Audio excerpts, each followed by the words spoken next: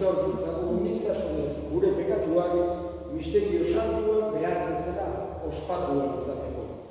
Erruki jauna, Kristo erruki, erruki jauna, erruki dakigula jaiko guztiz hautsua eta gure pekatuak bakaturik eraman gaitzala betiko bizitzara. Egin dezagun otoituz, hoi jaiko, ikusten duzu zure herria, jaunaren jaiotzako jaia zintzo itxaroten. Egizuaren, irits gaitez eta salbamen iragarriaren zorionera, eta garapen eta gorapen eta pozik handieraz ospa dezagula. Zure seme Jesukristo gure jaunaren bitartez, zurekin eta Espiritu Santuarekin batean, jainko eta errege bizi baita, gizaldi eta gizaldietan.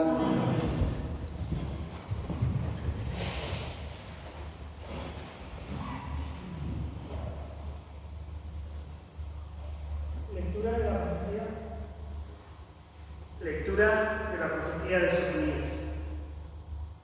Regocíjate, hija de Sión, grita de júbilo, Israel. Alégrate y gózate de todo corazón, Jerusalén. El Señor ha cancelado tu torneo, ha expulsado a tus enemigos.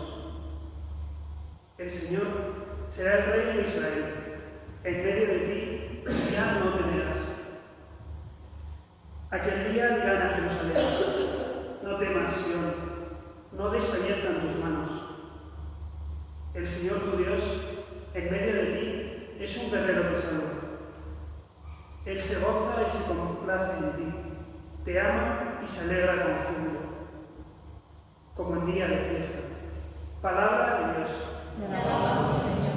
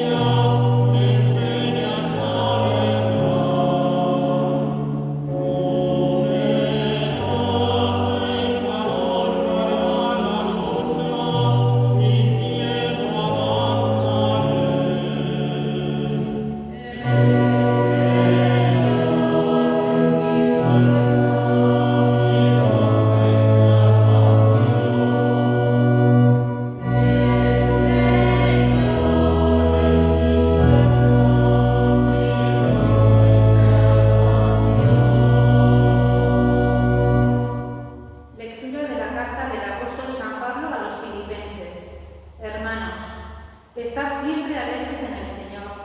Os lo repito, estad alegres. Que vuestra mesura la conozca todo el mundo. El Señor está cerca. Nada os preocupe, sino que en toda ocasión, en la oración y súplica con acción de gracias, vuestras peticiones sean presentadas a Dios. Y la paz de Dios, que sobrepasa todo juicio, custodiará vuestros corazones y vuestros pensamientos en Cristo Jesús. Palabra de Dios. Te alabamos, Señor.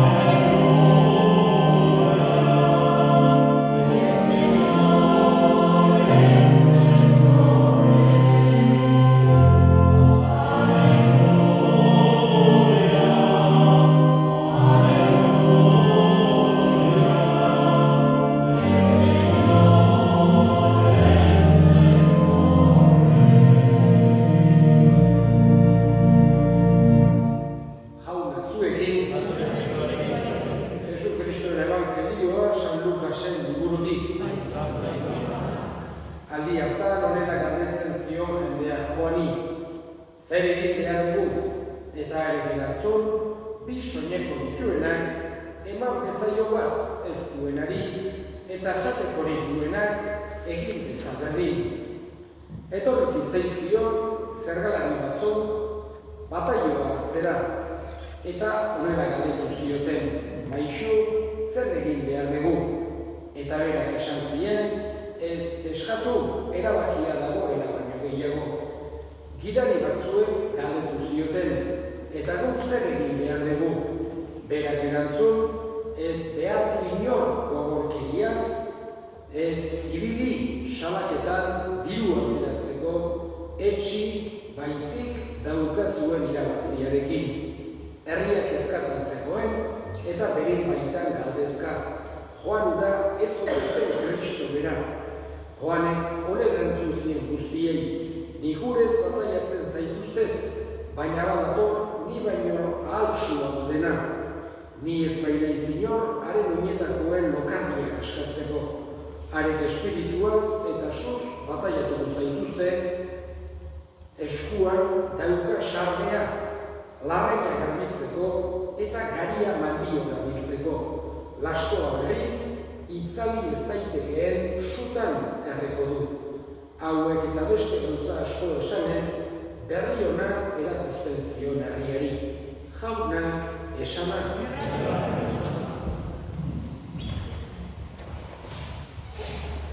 Joan bataiatzaileak badu halako toki berezi bat abendualdian.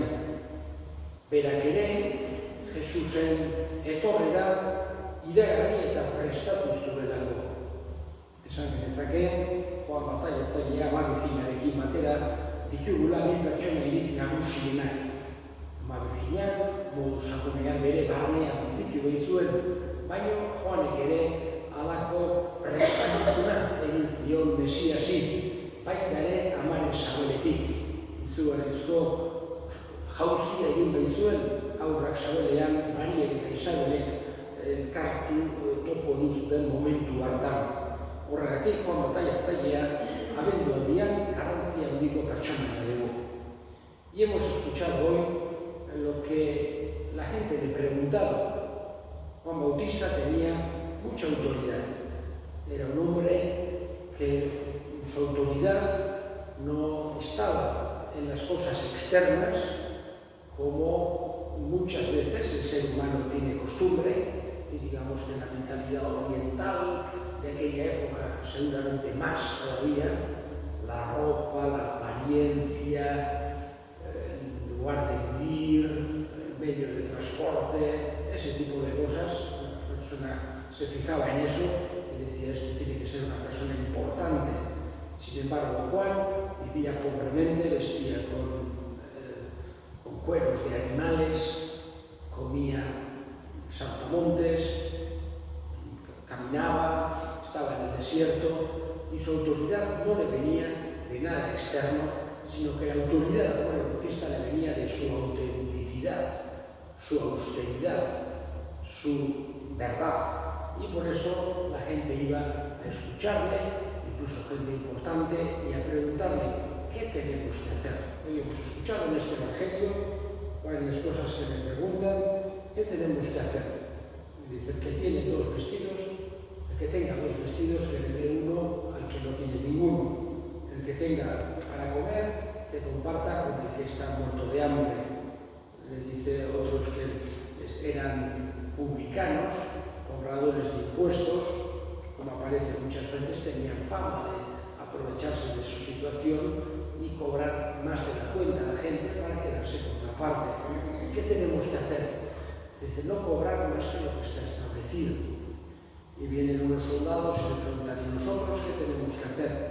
No utilicéis la violencia y no os aprovechéis de las personas o no denunciéis para conseguir dinero de las personas. Es decir, nos está hablando de dos ideas sobre todo. Por un lado, la caridad, el acordarse de los que más necesitan. Y por otro lado, la justicia, aquello que es justo. Nunca abusar del poder, nunca aplastar a los pequeños. Es decir, la justicia tiene que ser para todos, pero tiene una fuerza especial, digamos, de los poderosos respecto a los débiles. Por eso los profetas del Antiguo Testamento, al igual que Juan, siempre defienden al pequeño delante del poderoso, cuando va a hacer una injusticia en contra de él. Y esto es la forma en la que Juan nos invita a nosotros también a prepararnos al Adviento, Por un lado, la caridad. Nosotros también podemos ayudar, podemos compartir nuestro tiempo, podemos tratar de ayudar a uno que está necesitado, etc. Y la justicia, tratar cada uno en el lugar que está, en lo que le toca hacer, de buscar esa justicia, esa rectitud, ese tratar de hacer aquello que realmente corresponde y defendiendo especialmente a aquellos más débiles, a aquellos más pequeños. Le pedimos a Juan el Bautista que nosotros también, Él nos ayude a preparar nuestro corazón, a preparar el camino al Señor. Creo en Dios Padre Todopoderoso, Creador del cielo y de la tierra. Creo en Jesucristo, Señor nuestro Señor, que fue concebido por la obra y gracia del Espíritu Santo. Nació de Santa María Virgen, padeció bajo el poder de Poncio Pilato, fue crucificado, muerto y sepultado, descendió a los infiernos, al tercer día resucitó de los muertos, subió a los cielos y está sentado a la derecha de Dios, Padre Todopoderoso. Desde allí ha de venir a juzgar a los muertos. Creo en el Espíritu Santo, la Santa Iglesia Católica, la comunión de los santos, el perdón de los pecados, la resurrección de la carne y la vida eterna. Elevemos ahora nuestras súplicas al Señor. Vamos a pedir por la paz. El nacimiento de Jesús traiga la paz al mundo, traiga la justicia al mundo. Pedimos al Señor. Te rogamos, Señor. Vamos a pedir también por todos aquellos que tienen dificultades para creer, para que puedan encontrarse en persona con Jesús. Roguemos al Señor. Te rogamos, Señor. Escucha, Padre, la oración que te dirigimos por Cristo nuestro Señor.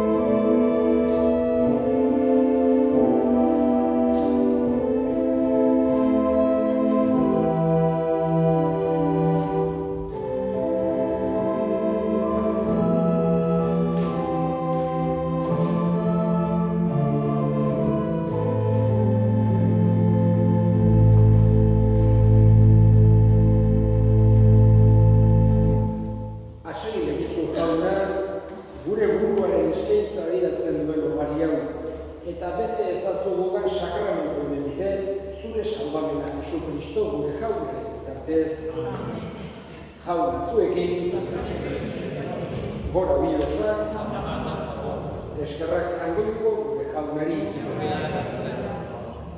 Egokila bai eta zuzen, bidezko eta salbagarri, non nahi eta beti, guk zuri eskerrak ematea jauna, aita guztiz santu, jangoikoan guztidun betireko horri, Jesu Kristo gure jaunaren bitartez.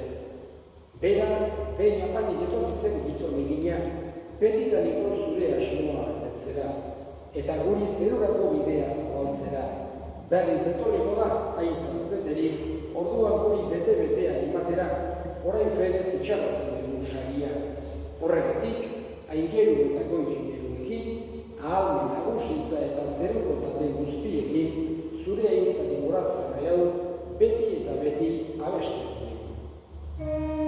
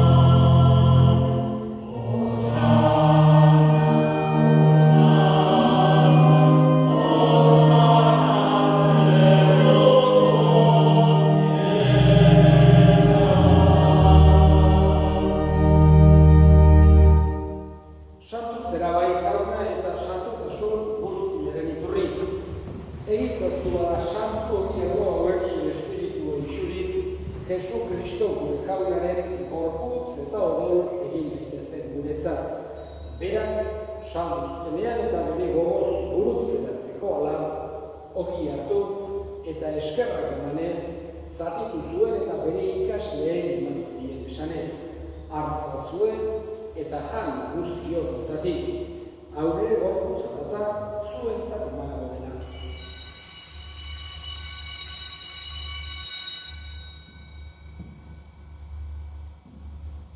Era berean afalondoan kariz harturik, berriz ere eskerrak emanez, bere ikasleen eman zien esanez, hartza zuen eta edan guztiok honetatik, hau bere odolaren kanizarata, itun berri eta betikoaren odola, zuentzat eta askorentzat bekatuak barkatzeko isuriko dena. Egizue hau nere odola.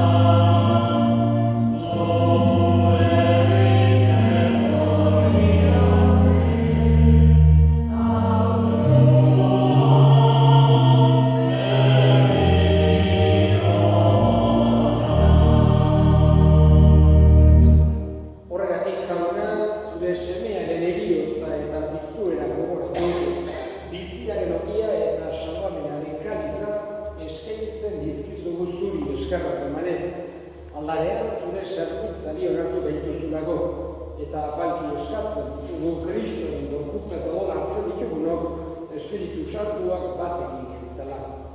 Izango goan jauna mundu guztian zabaldurik dagoen zure Eliza, eramazu maitasun osora Frantzisko Lureita Santuarekin, Florentzio gure hartzaiarekin eta egiz gizon guztiekin batean.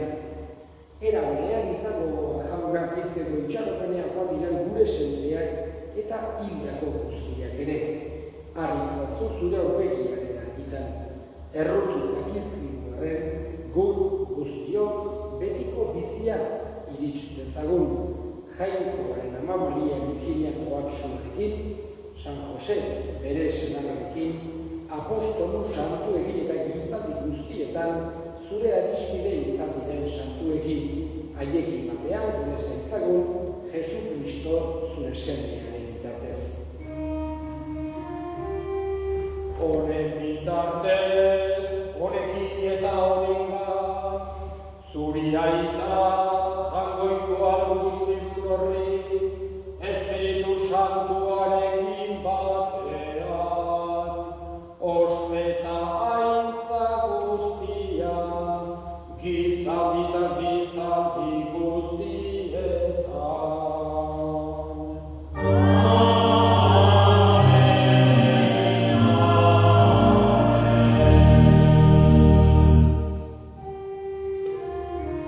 Salvați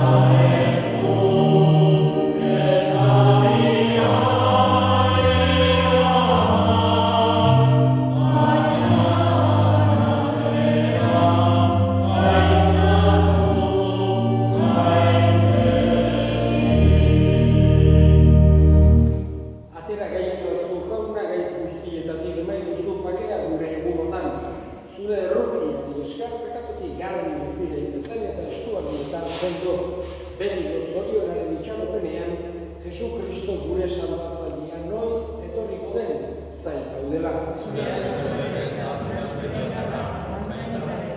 Jesu Kristo gure jauna, zuk esana da apostoluei pakea uzten dizuet, nire pakea ematen. Begira zure Elizaren sinismenari eta ez gure pegatuei, eta zure gogoaren bezala, emaiozu Elizari pakea, eman batasuna. Errege bizi bezala, gizaldi eta gizaldietan, jaunaren pakea beti zuekin. Emaiozue pakea.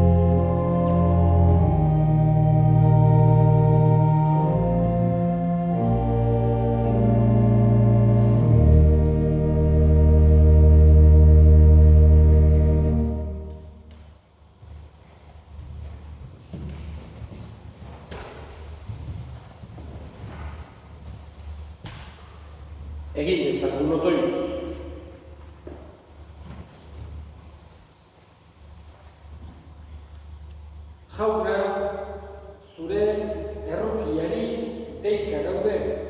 Hartu dugu sakramentu honek senda gaitzala gure jokaera txarretatik eta datoz digun egiu berri jaietarako prestatu.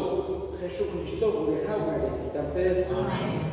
Eta oartiki bat, pequeño aviso, con la proximidad de la Navidad, para aquel que lo desee, habrá un confesor el sábado que viene de 5 a 6 de la tarde en las monjas clarisas, en el confesionario de las clarisas. Entonces, si alguien desease acudir ahí a confesarse, el sábado que viene estará ahí de 5 a 6. Jaun zuekin, berenka zaintzatela jainko guztiadunak, aitak eta semeak eta Espiritu Santua zoazte jaunak.